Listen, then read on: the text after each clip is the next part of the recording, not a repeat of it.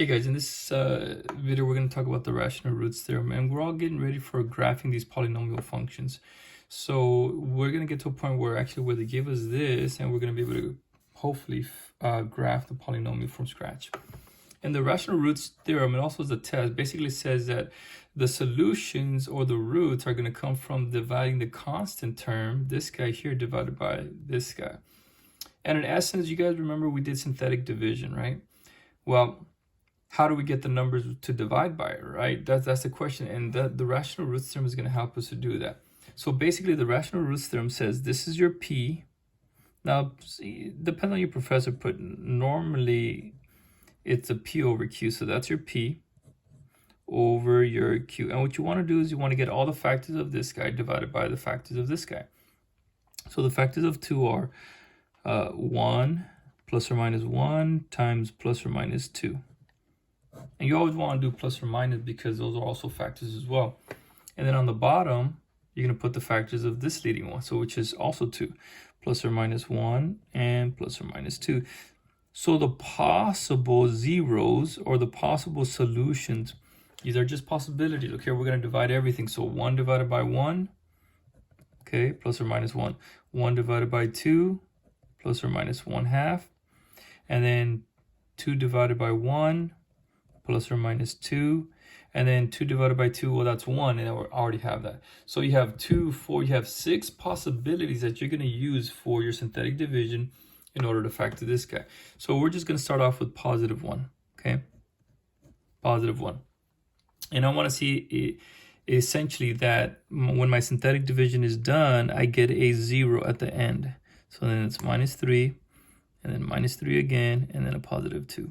Remember, it has to go in descending order. So x cubed, the x squared, the x, then the constant. So then let's go ahead and do our synthetic division. Bring down the first number. So it's 2. 1 times 2 is 2. This becomes negative 1. 1 times negative 1 is negative 1. Negative 3 minus 1 is negative 4.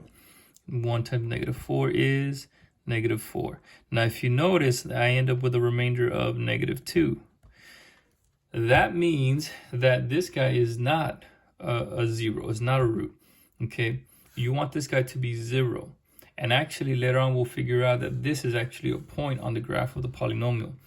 But for now, you know what, it didn't work, so we're going to try another one. All right, what about another one? Let's try negative 1 now.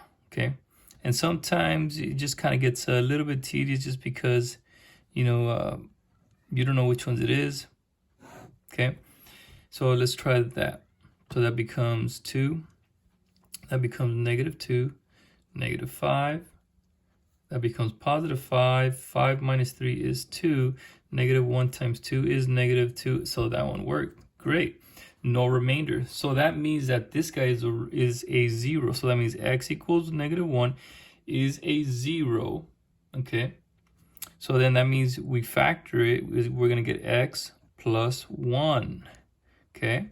Now remember, when you write this polynomial here, is going to be 1 degree less than this guy. So this is x cubed. So you're going to write 2x squared minus, and then you just keep going down the line, minus 5x, and then plus 2. Okay, you see that? Now hopefully you should be able to go ahead and factor this one, and I believe you can. So this guy right here, ends up becoming 2x. Let's see, 2x and x. And I believe you put negative 2 and negative 1. So this becomes 2x minus 1 times x minus 2. And then you have x plus 1. And so this is the factor form. So your roots are, your possible zeros are, let's go ahead here. The roots are negative 1, positive 2, and x equals positive 1/2. Okay, so you notice what I did. I already factored this guy, but that's what you want to get to. You want to be able to factor this guy. And then when it's factored, right, you just set them equal to 0, and you can see the x-intercept is negative 1. The x-intercept is positive 2. The x-intercept is what? Positive 1/2. And that's helpful because later on we'll be able to graph it. Okay, so that's essentially what you want to do. See, you take something like this, right, use synthetic division, and you break it down to something that, hey, I can factor this.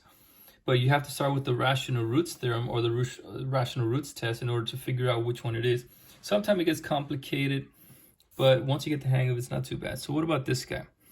X cubed minus 27. So our rational roots test, we're going to have P over Q. All right.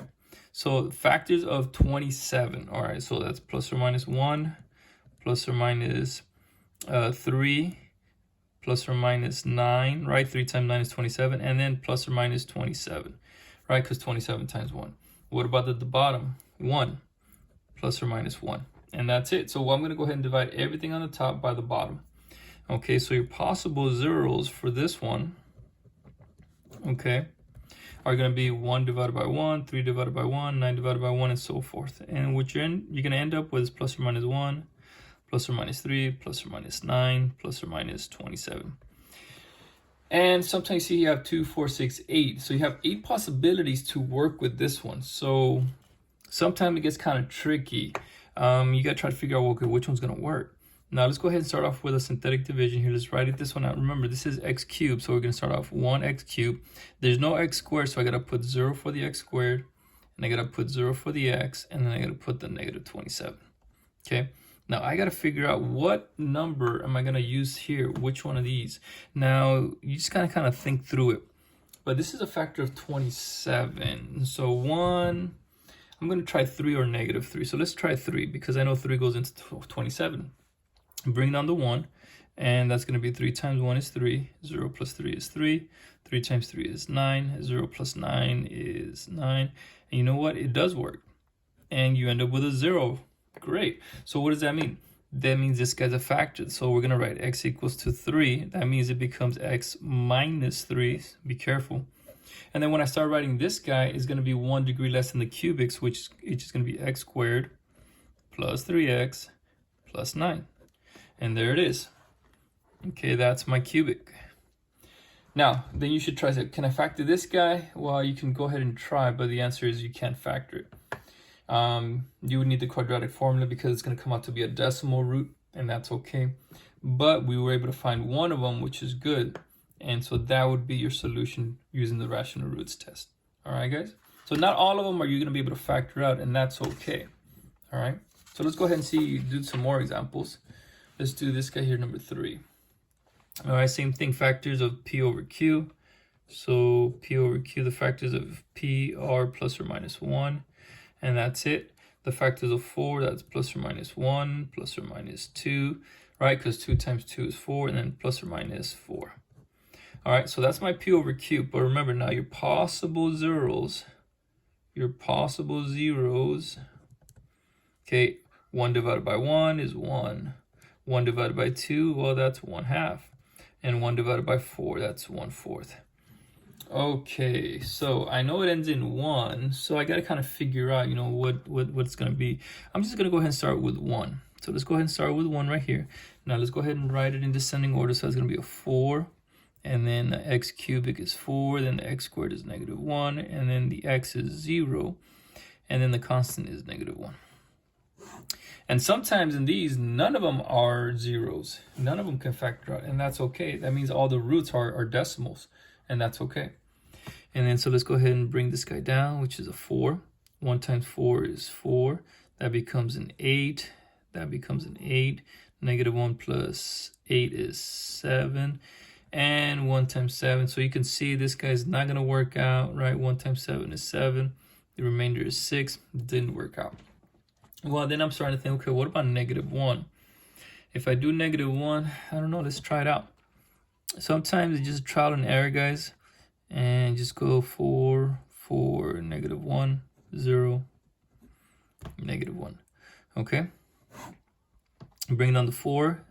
Negative 1 times 4 is negative 4, which is good. That becomes a 0. Negative 1 times 0 is 0. Negative 1 plus 0 is negative 1. Negative 1 times negative 1 is positive 1. 1 plus 0 is 1. Negative 1 times 1 is negative 1. And I was so close, that gave me a negative 2. Tampoco. It didn't work either. So now we got to go ahead and start using the fractions, and that's okay. So let's go ahead and let's use positive 1/2, see if it works. And we got 4, 4, negative 1, 0, negative 1 again. Bring down the 4. You're going to get 4. Half of 4 is 2. 4 plus 2 is 6. Half of 6 is 3. 3 minus 1 is 2. Half of 2 is 1. 1 plus 0 is 1. Half of 1 is 1/2. So didn't work either. So now I'm going to use negative 1/2. Continue doing that one. So then I get 4, 4, negative 1, 0, negative 1. Okay. Same thing, bring down the first number. Half of 4 is 2, so that's negative 2. 4 minus 2 is 2. Half of 2 is 1, but that's a negative. Okay. Negative 1 and negative 1 is negative 2. Negative times negative is a positive. Half of 1 is 1. 0 times 1 is 1. That's still negative 1/2. So that still doesn't work. Okay. You're going to have a remainder of negative 3/2. All right. So now the last one I have is the 1/4. All right. So let's do 1/4. And so we still have again 4, 4, negative 1, 0, negative 1. And I'm hoping one of these works out. Bringing down the first one. 1/4 of 4 is 1. 5. 4 plus 1 is 5. 5 and 1/4, that's 5/4. Oof. So now negative 4/4 plus 5/4, that's positive 1/4. And so this becomes 1/16. And that becomes 1/16. And then 1/4. And it doesn't look like it's going to give me a 0. And the last one is negative 1/4. Now this is my last shot. Okay. And that's okay if it doesn't work out. So then we have 4, 4, negative 1, 0, negative 1. All right, bring down the 4. 1, negative 1/4 times 4 is negative 1. 4 minus 1 is 3. Negative 1/4 times 3 is negative 3/4. And that becomes negative 7/4.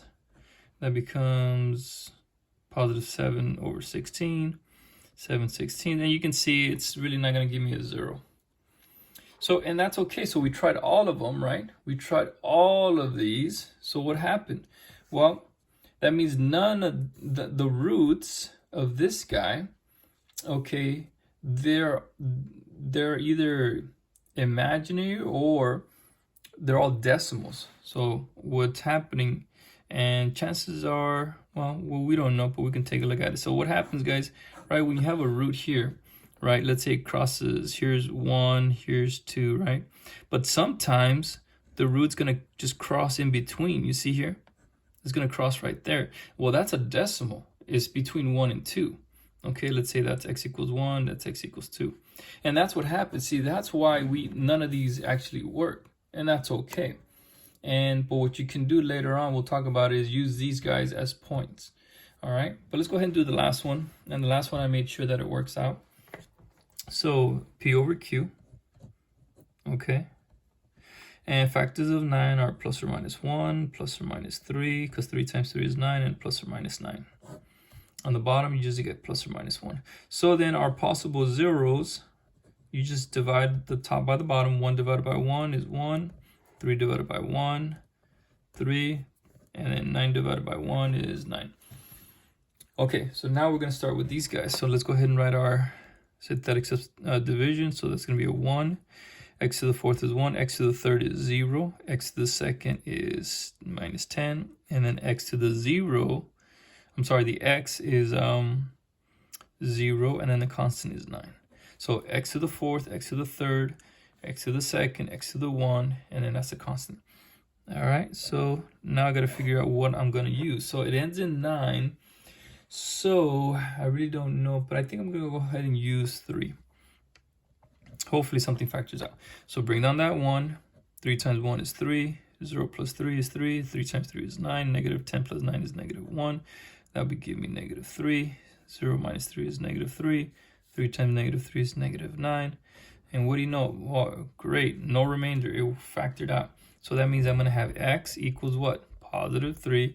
That means this becomes x minus 3. And then when I start writing this guy, okay, what happens? X to the 4th, right? So this guy becomes x to the 3rd. And then this becomes 1 less, x. 3x to the 2nd minus x. And then this guy becomes what? Minus 3. All right. Great. So now, what do I do with this guy? Well, what you would go ahead and do is you would use a rational roots theorem again with this guy. Okay, that's what you would go ahead and do for this guy. All right, now we can go ahead and do that, but what I'm going to do with this one is I'm going to go ahead and do, because I see 4 terms factored by grouping. Okay, just kind of like a little review, but factored by grouping, you see x cubed plus x 3x squared minus x minus 3. So let's go ahead and do that. Plus 3x squared minus x minus 3. So then you're going to group this guy, group this guy. What can you factor out here? You can factor out an x squared. What can you factor out of these two guys? The only thing you can factor out is a -1. And if you notice, when you factor out this guy right here, you're going to get x squared. And then you end up with x plus 3. What happens here? Take out that -1. You're going to end up with x plus 3. And you see how these two are the same? There you go. And then you're going to put x squared, the ones on the outside, together. Now remember, you only have, these are the same, so you're only going to need to use one of them. All right, and there it is. So this whole thing factors into this. So you're going to have x minus 3, and then you're going to have x squared minus 1, and then you're going to have x plus 3. And then this guy is the difference of squares, so you can factor it into x plus 1 and then x minus 1. All right, and then you have x plus 3, and then x minus 3. And there's your polynomial fully factored, guys. So hopefully that you're getting the hang of using the rational roots theorem. If you didn't want to do this, then what do you do with this? Then same thing. You do P over Q again with this guy, okay? And then go through the whole process again. So hopefully that helps, guys. And then keep working hard. I'll see you guys next time.